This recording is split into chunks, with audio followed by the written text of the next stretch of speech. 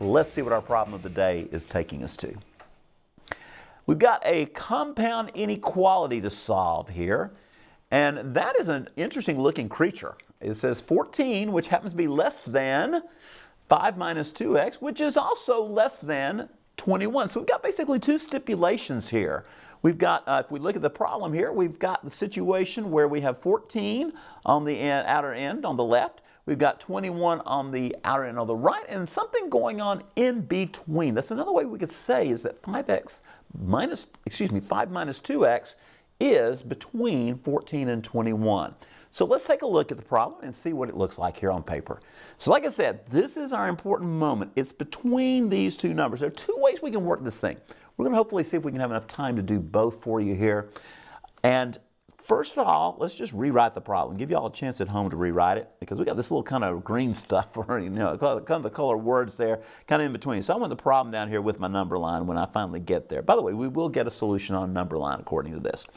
And we got 14 less than 5 minus 2x, and we're going to put that less than 21. Now, this is more of a, I guess, Algebra 1, maybe, yeah, Algebra 1, and probably a review type problem for Algebra 2, but it's definitely a great little ACT, SAT type problem. So let's take a look and see where we're going to go with this. First of all, my way of thinking of it is, if we can get this x by itself in the middle, because there's no x out here to the right, there's no x to the left, let's just work with this 5 and this 2 and try to work not just in one place, but 1, 2, 3 places where we move things around. So let's start off with the 5. The 5 is positive. I know some of you say, well, there's a minus behind it. It has nothing to do with the 5. The 5 is positive.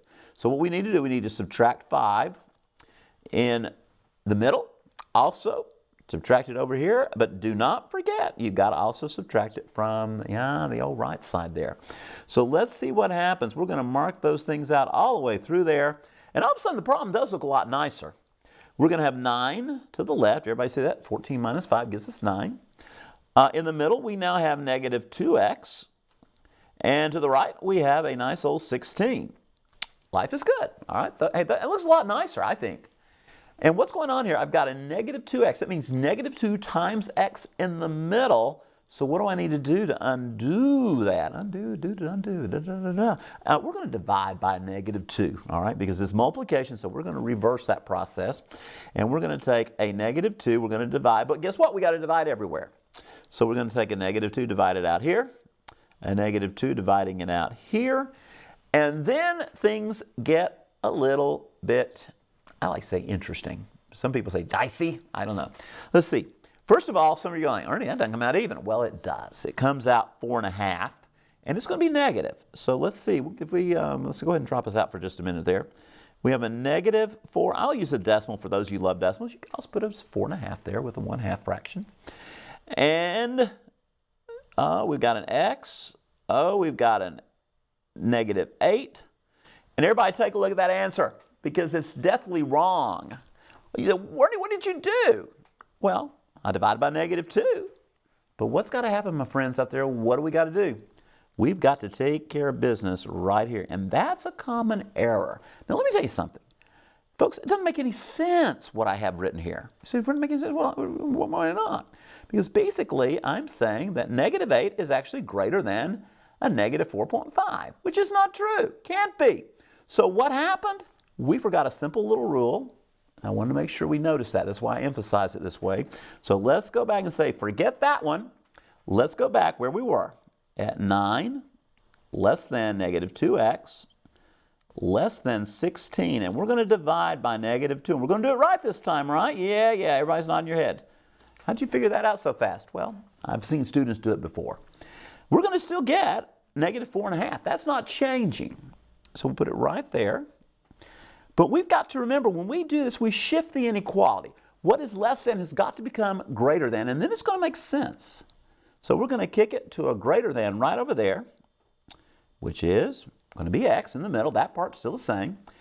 And this little guy also is going to shift. They both have to shift because you're dividing everything through by negative. So signs change, as do the inequalities shift directions.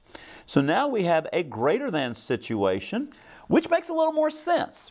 So what we're going to do is we're basically saying that x is somewhere between negative 8 and negative 4.5. Now, we like those symbols to go the same way. Well, if we do that, we put the negative 8 to the left, and we put the negative 4.5 to the right. And you know what? We're going to do that on our number line because negative 8 is further left, right? So we'll put our negative 8 right there. It's going to be our little benchmark moment. We're going to put a negative 4.5, 4 5/10, 4.5, there to the right a little bit. And the question is, what do we do? Well, first of all, we got to figure out what are we going to do with those two zeros or those little circles I put there.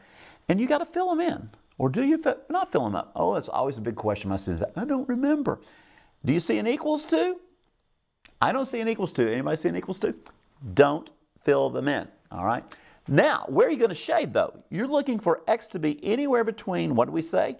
Negative 8 and negative 4.5, which means all the possibilities are all these numbers in between, and we'll just kind of shade that line to where we understand. We want to make sure we see open circles at negative 8 and also at negative 4.5. Now, you say, Ernie, how do we check those kind of things? Well, first of all, if you were to put this negative 4.5 back in here, first of all, you would get 14, all right? If you were to put the negative 8 back in here, well, you're going to get 21. But remember, you don't want to quite get there, so that's why the open circle works. But it gives us a benchmark. It gives us those boundaries. So we know the boundaries are good. The question is, where do we shade?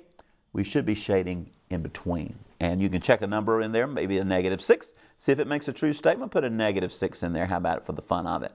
That's going to be 5 plus 12, and certainly 17 is somewhere between 14 and 21. If it works for one, it should work for all of those since you know your boundaries are good. All right, so there you go. Problem of the day solved out with also a little bit of a guideline. Some of those mistakes that are easy to make. Be careful when you do that on an ACT, SAT, because some of those little careless mistakes, they're going to go with you. They're going to be part of the answers, and you'll choose the wrong one. Don't choose the wrong one. I want you to choose the right one, okay? So there we go. Now,